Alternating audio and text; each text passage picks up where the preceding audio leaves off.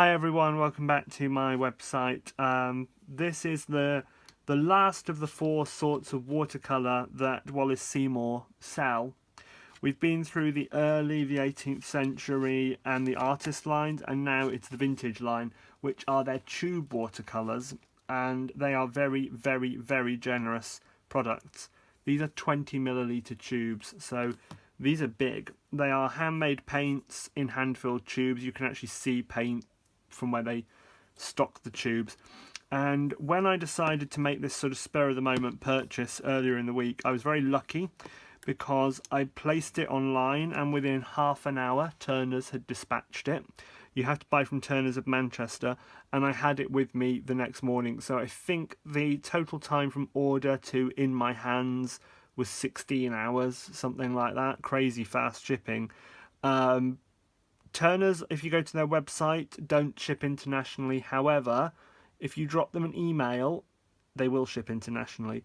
If you go to my accompanying post on my website, which is linked in the video description, and it will be linked at the end of the video, and it might be linked in the iCards as well, you'll see on there the instructions for if you want to get them to ship internationally, which they're more than happy to do, how to do it. And I've put in there to name drop me, not because I'm getting anything for it. I do not get a penny of affiliate money or a penny of anything for reviewing Wallace-Seymour products. They haven't given me anything for free, absolutely nothing. The reason I'm sort of name dropping and asking you to name drop me is simply I've asked Turner's to kind of keep an eye on how many people are buying Wallace-Seymour products as a result of my videos, just to kind of get an idea for actually are these videos helping them or not. The reason I'm doing it ultimately is I'm very passionate about their products. I genuinely use them and I genuinely like them. So that's why I sort of plug them. I guess they're unusual products not a lot of people know about.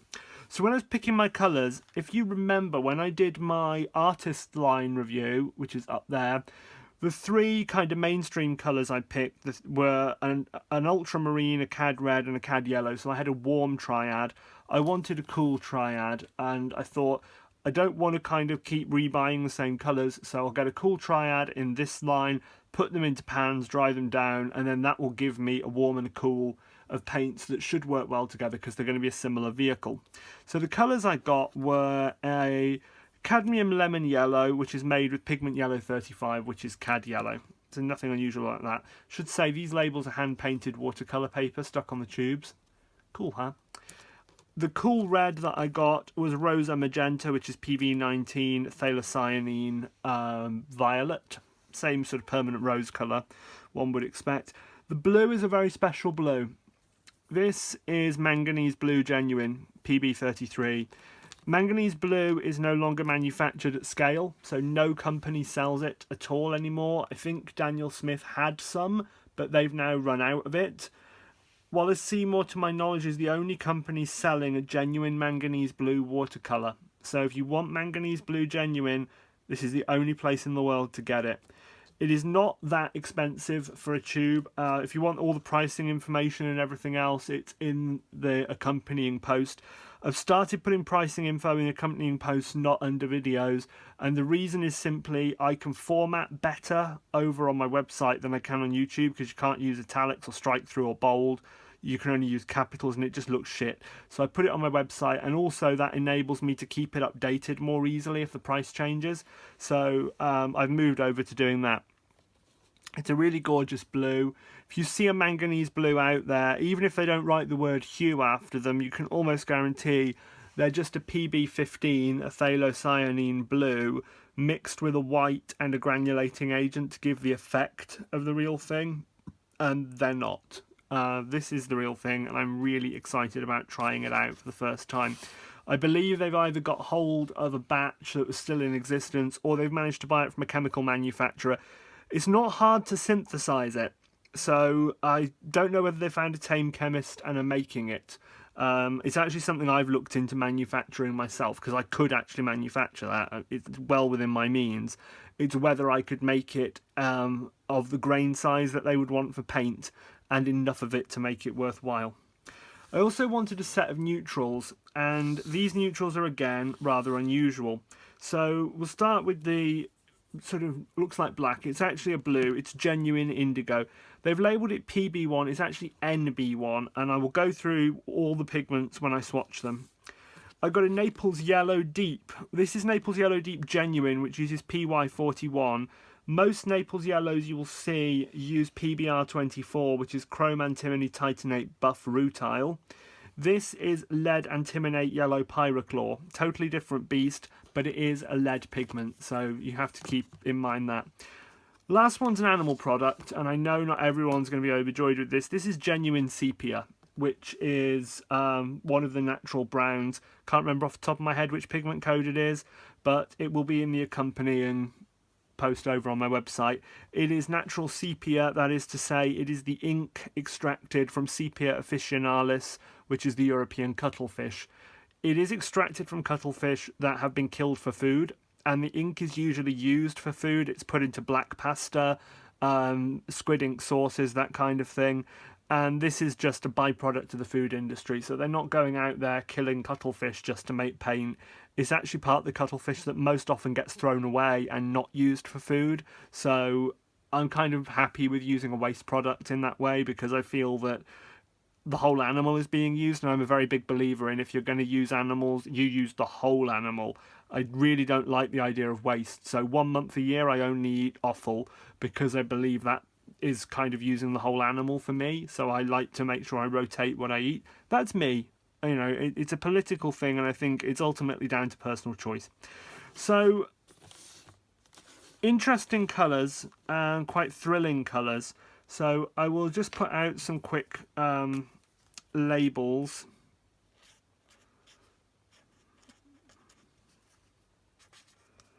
I'm not going to bother with the full names. Oh, forgot to zoom you back out again.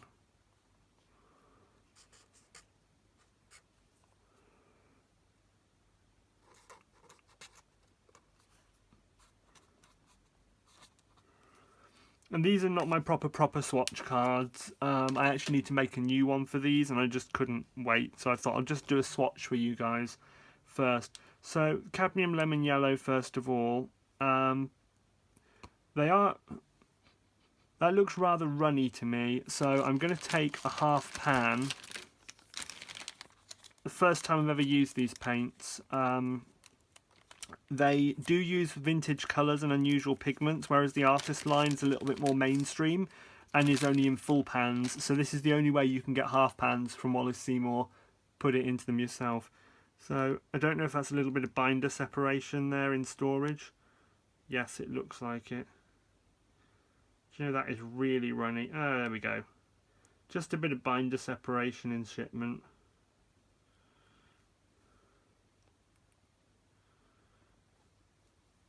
These are handmade paints, and every batch is going to be different. Going to leave that there. That is very liquid, but it is just binder that's separated to the top of the tube. They probably just need a bit of massage, and then they'll be fine. And I've seen that before, and people panic about it, but it's really not something that's that worrying, at least not to me. Okay, there's a bit of separation on this one as well. I'm imagining they probably don't sell an awful lot of them. So they've probably been sitting on a shelf, probably hanging upright, which I really hate with paints. I think they should be lying down. You can rescue it, you just shake them a little bit and rotate them. We see it with all brands. I see it with Winsor & Newton, I see it with Daler & Rowney, I see it with Daniel Smith. Okay, these are quite a soft watercolour as well. Okay. They use gum Senegal and honey, so they should re-wet really well. I will zoom you back in once I've done these swatches, and I've decided as I've started putting out half pans I will finish.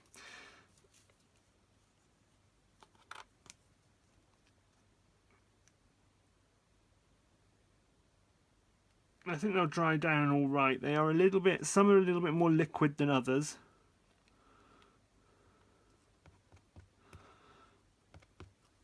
But all of them have got ultimately solid paint once you get below that top milliliter or so. They're very liquid at the top. all three of the sort of mainstream colours are anyway. These half pans are from, I think, Medan. Can't remember the name of the company. Again, I'll link it on my website. They're really good value. You can buy empty half pans. You can buy empty pallets. You can buy empty pallets with half pans, without half pans. And I think actually they are cheaper than Ken Bromley or any of the other places people usually buy their empty half pans from. And they arrive quickly because they come direct from Amazon. This Naples yellow looks like melted ice cream.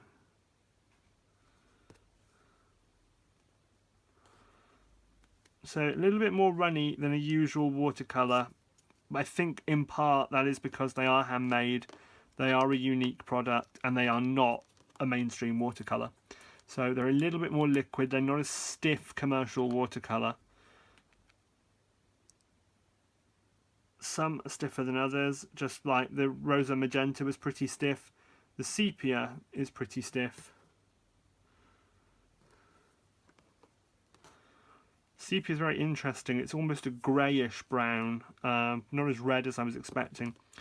Sepia is melanin, a type of melanin polymer from, oops, a little bit of pushback there. You know, sometimes you get a tube that's a bit overpressured and it fires at you. Thought it was going to do that, but it wasn't. It was just a bubble in the neck. Okay. So sepia is melanin, pushed out by the cuttlefish in their ink to distract predators and so on. It's quite an interesting biology. So I'm going to be using my Proline Plus travel brush that I bought a little while ago. It's a size 10. Again, all the details are on my website. So I'm going to tap the cadmium yellow now with a wet brush, and I'm going to use the technique of putting down a lot of water and then touching the paint first of all and seeing how well it will flow on its own. And then in the opposite direction I'm just going to spread out the mass tone. It's not a very flowy paint at all actually. I think it would benefit from some oxgall if you wanted to get it to really flow. I think you'd also need to make up a wash and then put that wash into water, but we'll have a look at that. Cadmiums don't generally flow brilliantly because it's a very dry mineral-based pigment that's relatively granulating and hydrophobic. It's not going to fly into water.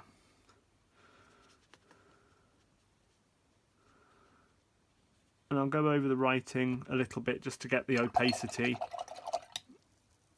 I did it with Indian ink, so it's not going to bleed too much. Okay, Rosa Magenta next. This is like a bedtime trial as well, guys. I am sort of knackered and ready for bed, so excuse me if this is a little bit wobbly. I should be in bed. I just decided I can't wait to play with my new toys. I'm going to do it now. So the Rosa Magenta, with a little bit of encouragement, is flowing. It's a gentle flow, but a bit more encouragement, and that's not a bad colour. It's pretty vivid. They had a colour called Scala Pink that was gorgeous, but I think it was pure rhodamine. It was so vivid. I nearly bought it, but I thought, no, get a quinacridone. You can trust a quinacridone. Okay. I think because I had the kind of soft bit at the top of the tube, that's not necessarily going to be that representative of quality. But remember, this is a first impression review, and then there'll be a part 2 when I've had a real chance to play with these. They are a bit difficult to get off the brush because they're quite sticky. So now the hallowed manganese blue.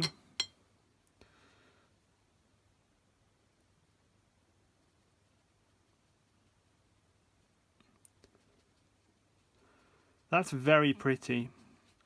It's a sort of cerulean blue type colour. It's really gorgeous. So what manganese blue is barium manganate sulfate is what they term it. It's a mixture of barium permanganate, which is actually purple, and barium sulfate, which is white, which is one of the components of lithopone, which is why it's got this kind of very lithopone looking granulation. And the combination of the two gives this fantastic blue pigment when they're sort of smelted together, I guess. They're not just mixed, they are reacted with one another. So Naples yellow next here, and this Naples yellow, as I've said, is lead antimonate yellow pyrochlore, so it is a mineral. I'm not expecting rapid movement. Okay, I can see a little bit of movement already. That's a nice colour, actually. It's similar to the sort of Naples yellow hues that we get. Most of those are not even labelled as hues, they're just labelled Naples yellow. But it's got a kind of almost greenish undertone to it. It's not as brown as some of the ones we get. My paper's buckling a little bit because it's Aquafine cheap shit. I use it just for swatching because it's rubbish, and I use hot press for it because hot press I think shows paints at their worst. The sepia now, it's not liking me putting down so much water, you see. The sepia actually came out a good consistency, and that moved on its own really there. Bit of encouragement now. It's granular. It's not a perfectly smooth paint. It's got particles in it. Melanin's a pretty hydrophobic pigment. It agglomerates into lumps, and I'm seeing that, so I'm going to get a nice granulation there. It's a very nice earth brown. It's a good alternative to something like burnt umber, I guess. Really gorgeous neutral. I think you could do really interesting mountain ranges and earthy scenes with that. My temptation and my instinct is to paint seascapes with it because it comes from the sea, so I think you should use it for the sea, but I probably couldn't find a use for that. Indigo is a mixture of pigments obtained from the plant Indigofera tinctora, which is the same indigo that was used to dye jeans, which is now made synthetically. At one point, it is a very hydrophobic, completely insoluble dye. What they actually do with it to dye fabric is they reduce it chemically to a colourless form, which is soluble. Then they soak the fabric in it, and then they take it out, and it reacts with the air and forms this wonderful insoluble navy blue. So this is real indigo, and when you see indigo hues that are a mixture of all sorts of paints, they're pretty close to that, but this has a granulation. The version on the camera that you're seeing is very black, but I can assure you this is actually quite blue, with almost a greenish undertone. It's a quite interesting, cool, dark, really dark blue. Very, very pretty indeed, and I can see a lot of uses for that. So it's got little bits of plant matter in it. You get that when you buy Rose Madder genuine as well. That kind of thing's pretty typical. Just to go through their response to light. Fine, fine, fine, fine, fine, not so fine. Indigo is about a 2 to 3 on the 4-part scale of fugitivity, where 1 has no problem with light fastness, 4 has problems with light fastness. Indigo is 2/3 usually, so it's not going to be perfect for light fastness long term. However, that's the pigment, not the paint, and sometimes the binder the vehicle affords some level of protection. The glass the painting is mounted under affords some level of protection, so you can't rely on the pigment information alone, and it can actually get worse. If you've got a light fast pigment and you mix it with a lot of lithopone, when the lithopone reacts with light, it can produce free radicals, and that can actually bugger the pigment even faster. So it can make a 1 or a 2 become a 3 or a 4. So that's why student paints tend to fade, even though they've got the same pigments. I'm going to let these settle now, and I'm going to let these dry down, which I think these very, very wet ones, what will probably happen is the water on the top I can probably remove after a couple of days, and maybe mix in a bit of gum arabic. I'm sure they'll be absolutely fine, and I will massage the tubes to get them kind of going. The rosa magenta, the sepia and the indigo came out totally fine. It was just these 3 quite hydrophobic colours that had sunk basically and had got a layer of liquid on the top, and I should really have shaken the tubes before I started, but I didn't. If you do get that happen, shake your tubes. It sounds like something gynecological, and rotate them. Don't store paints upright, it's very bad for them. And then you should be able to sort of rectify everything and it will all be fine. As I said, they're 20ml tubes, they're pretty generous. I'm probably going to do a giveaway at some point of a half pan of 1 or 2 of these, probably manganese blue, because you just can't get hold of it anymore, and I know a lot of people really want to try it. I've already made arrangements with a few people that I'm going to give some away. But more widely, I will do a giveaway for normal people. The people that I'm mostly giving it away to are other YouTubers that are really interested in pigments, who I know will probably review these paints, and that will get word out to more people. And that, I think, is pretty important. If you want to buy these or look at the rest of the range, my website has all the information. Ultimately, you can get them from a few suppliers around the world other than Turner's, but Turner's are the only ones that I know of that do mail order, so I would stick with them to start with. If you've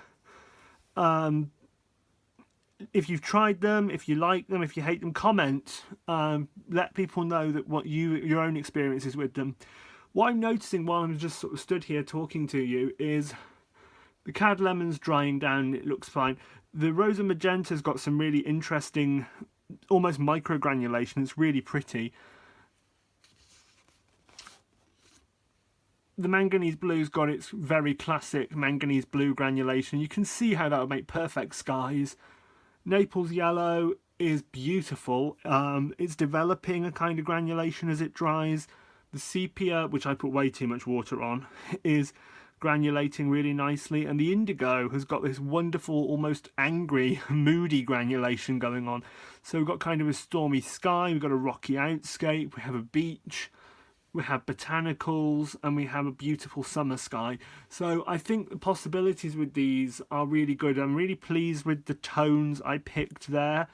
I think if you're picking a triad, a cool or a warm or an earth or a dark, whatever you're picking, it's always nice to make sure you've got at least one mineral and one dye and one that granulates, because that will give you texture.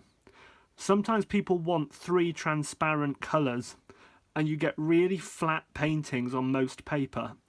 If you use a paper like Milford that really lets your transparent colours show off because they don't dry in the same way, you can kind of get round it. If you use a rough paper that gives a pseudo texture, you can get round it. But otherwise, I would always say to keep one in there. So if you're going to do a triad, the usual way to do it is to put French Ultramarine as your warm blue. Kind of gets around the problem, makes it all okay. Or for your cool colours, there's a lot of granulating cool yellows.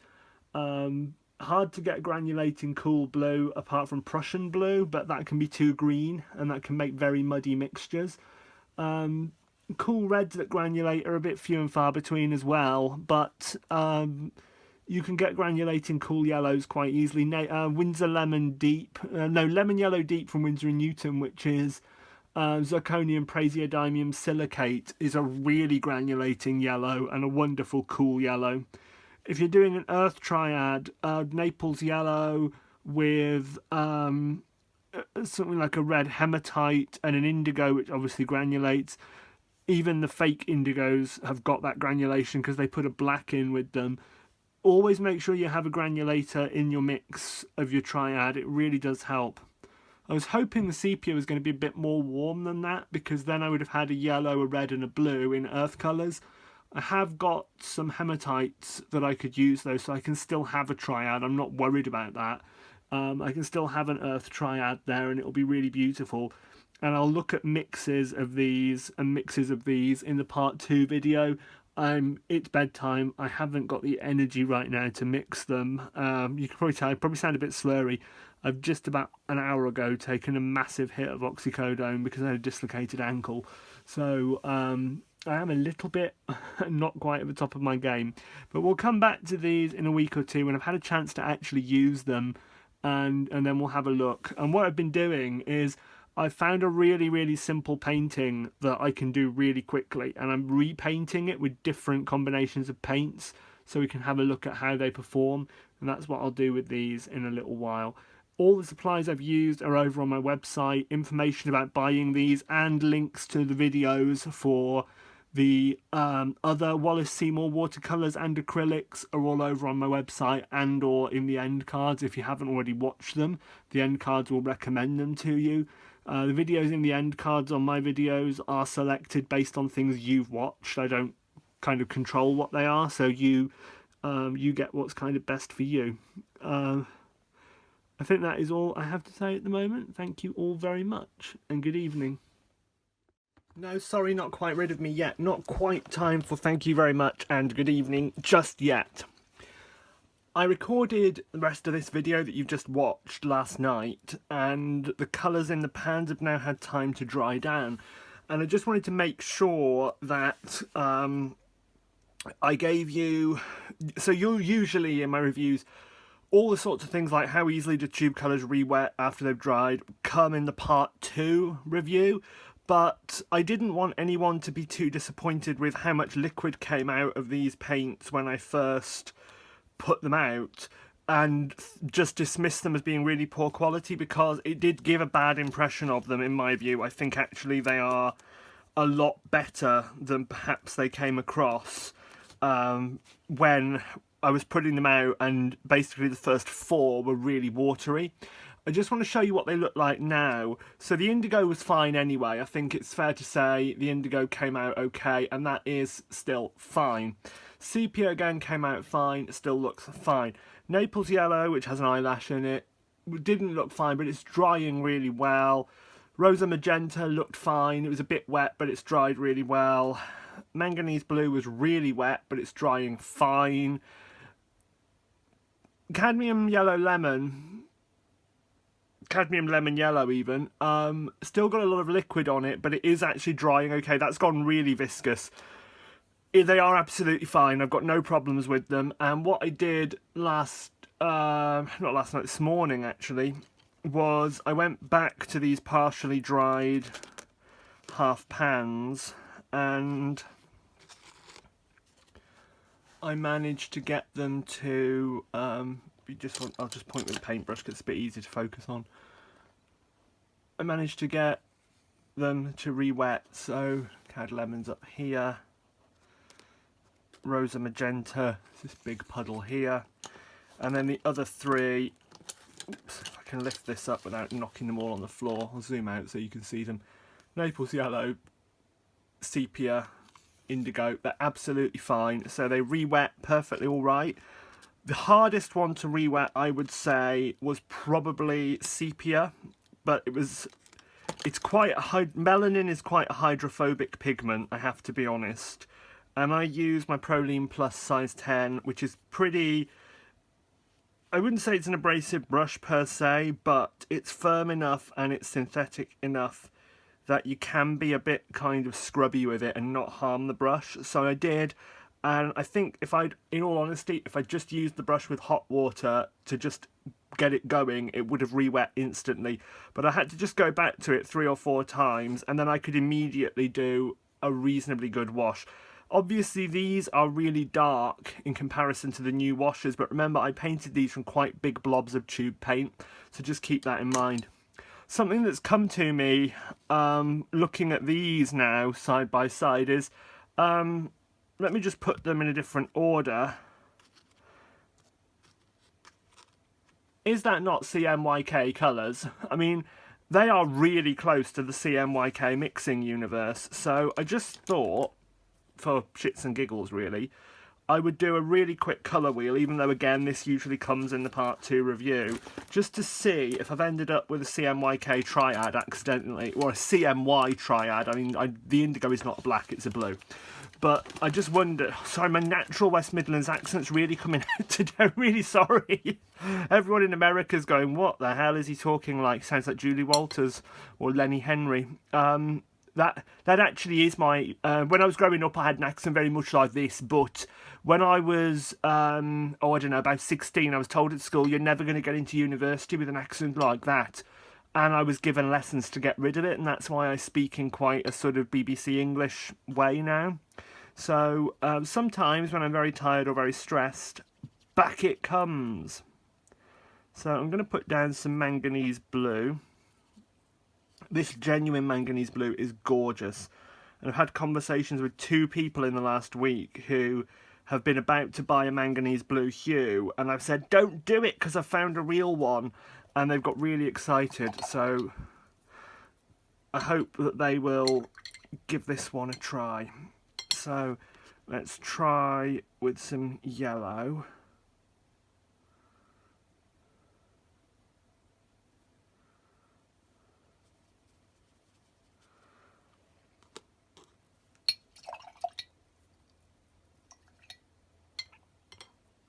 and some magenta. And very often cool colours will give you a CMY triad, to be honest, rather than an RGB triad, because I would argue these are not RGB, are not RYB colours really.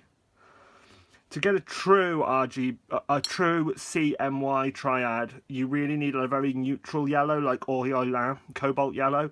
This is probably not neutral enough. A straight cad yellow light probably would be, but cad lemon yellow not going to be quite neutral enough. So I just put them down. They're still wet. They're on hot press paper, so they're not going to soak in. And I'm just going to take a wet brush and introduce them to one another. I should get a green if these are absolutely perfect. And I have got quite a muddy green. That will be because I'm guessing that this yellow has got too much blue in it, so it's come out a bit of a funny colour. Let's mix these two together. Should get red. If this was true CMYK mixing, I would get red, but I'm getting orange, and that's because there is blue in this yellow. So it's kind of mudding that red a little bit, and it's giving a sort of burnt sienna kind of look to it, so like a burnt orange. And now I'll do these two, which should give me as you know, these would give me, hang on, which way around is it? They would give me red, they would give me green, and these two would give purple, which is what they're giving ultimately. Sort of a winey, oh, actually it's a lavender kind of purple actually. Let's put a bit more magenta onto it, because I think I've overdone it. Yeah, it's kind of a nice sort of lavender purple. It is pretty. So it's not quite a CMY triad, but you know, it's not far off. A bit more in actually no, that's getting red now. That is red. Okay, so it's not far off of one, but what you will find, and you can see it happening now, let's just get it across so we can do a zoom in. Don't know if you can see it because you might still have reflection off of it, but can you see that within that purple you've got granulation happening here and here, where the blue is lifting out, because manganese blue genuine is very, very granulating, so it wants to come out of the mixture, so you will get this kind of mix. The green is not an unpleasant green. Again, it's very granulating, but it's a very natural green. You could use that for landscape. And then that is a red, believe it or not. It's a bit burnt, but it is a red. They're very, very dilute, because I didn't put a lot of paint down, because I don't want to waste these. You know, not cheap paints. I will say across that whole series, some of these were very expensive paints because they're made with natural ingredients. And a little addition I want to make, because I've since checked on some of the literature that I was sent by Wallace-Seymour ages ago, when I first sort of approached them and said, look, I'm going to review all your products on YouTube, anything you want to add really. I wasn't asking for their permission to do it, but I was just wanting to sort of get my head around it. I just wanted to add that I said earlier in the earlier part of the video that I wondered if they'd got a tame chemist to make the manganese blue for them. It's actually a pigment produced in the 1980s, so they actually had that made. They actually got hold of some of the last stocks that are out there, but it's not difficult to have it remade if they ever wanted it. And the other thing that they also sell is they sell a Lac de Gorance, which is an alizarin crimson lake ultimately, and they use PR83, which is also no longer available, and the one they use is from the 1980s. What I will just add is, if you're interested in these products, or in the 18th century, or in the what's the other line called? The early line, I have got on the download section of my website. So up at the top, there's like a couple of strips of words. If you go to the download section, you'll find a document you can download, a PDF file you can download that's got all these paints in it, tells you what pigments are in each one, and other information about them. And I'm doing that for every major brand at the moment. And what I'm doing for other brands like Winsor & Newton, let's say, is when they discontinue a colour for whatever reason, you know, they're very recent ones like the Cobalt Green Deeps and things that they brought out as limited editions, I've indicated what other... Oh, well, a good example, the quinacridone violet, quinacridone purple PV55 that they had in the Twilight collection. I've indicated the nearest matches, which are Schminker and Daniel Smith PV55 colours, so that you don't have to hunt around to find a replacement. I've found what's the best match for you. So just to put out there that's there. If you those other ones will be following due course, but you can find the whole range, so you can see what pigments are in every one of their paints, and then you can go over to Turner's and buy them. And as I said before, I get no commission whatsoever if you buy them. If I put a link on my website over to Turner's for you to buy them, I'm just doing that for your convenience. I get absolutely nothing for doing it, so don't assume that they're automatically going to be an affiliate link, whether you like them or don't like them. And I'd just like to also thank the person who spent £200 on Schminker paints recently with Jackson's, which I got about £8 for in commission, which is really nice. And someone, bless them, because this happens, people, if they like your channel, what they'll do is they'll find your affiliate links and they won't buy the items that you link to. They'll just do their normal shopping through them so that you get some commission. And someone, bless them, bought a sort of $300 Xbox, I think it was, but the commission on electricals is only 1%, so I got $3. It's just such a bloody insult, isn't it? Whereas on other items we can get up to 7, maybe even 10%. Some items you get 25% on, which are really good. So, and I can't tell you what they are, we're not allowed to. But I will tell you that don't assume that we get large amounts of money, because sometimes it is less than 1%. But it's always good to have, it's always grist to the mill, and it's helping me keep this channel going, because I couldn't actually do this if I didn't have an income now through affiliates and everything else, because it costs money, believe it or not. Websites cost money to have, videos cost money to edit because the software costs money, licensing of images costs money. All these things do add up, and if you're just doing it for fun, which is how I started. A year ago when I started doing this, I was just doing it for fun, and then I realised that people were really enjoying it and people were really getting into it and they were buying into what I was saying, and I thought, shit, if I'm going to do this, I've got to do it properly. So I started doing it properly, and I went and saw an accountant, and I've done everything above board. It's not easy, it's a hell of a lot of work, and I don't think people often appreciate how much work goes into YouTubers' videos. And I will say that as someone who is a very, very big fan of quite a large number of YouTubers. And what I find really disheartening, and I've had it myself, I've seen it on other people's comment sections so many times, where you get catty remarks from people saying, oh, why didn't you do this, or you should be doing this. And they're always people who, when you go to their channel, have 0 videos. So they're always non-YouTubers commenting and telling us how to do our jobs. And everyone's entitled to an opinion, and I'd never try and silence anyone. And I think I've only ever blocked 2 or 3 people, and that's because they were genuinely really irritating, not just me, but other people were emailing me to say, can you shut this person up on your comments? I don't usually like to do that to people because it's the last resort, really. But what I will say is, for every hour of footage that you see on YouTube, I can pretty much guarantee you there was 3 hours of work behind that. Not just in filming it and editing it, but coming up with what you're going to do. Most of us will have some form of script or running order in front of us to remind us that we need to say certain things and do certain things, not forget to say certain things. The sourcing of materials, the ordering them in, the doing the accounts, the doing the tax. I hate tax, it scares me, and it's the end of the finance year, so I've got to get over that and cope with it. All those little things actually add up to an enormous amount of time, and I hope that when people watch any YouTubers' videos, that they actually really appreciate how much effort goes into it, because at the end of the day, you're watching this for free. We're not charging you anything to watch it.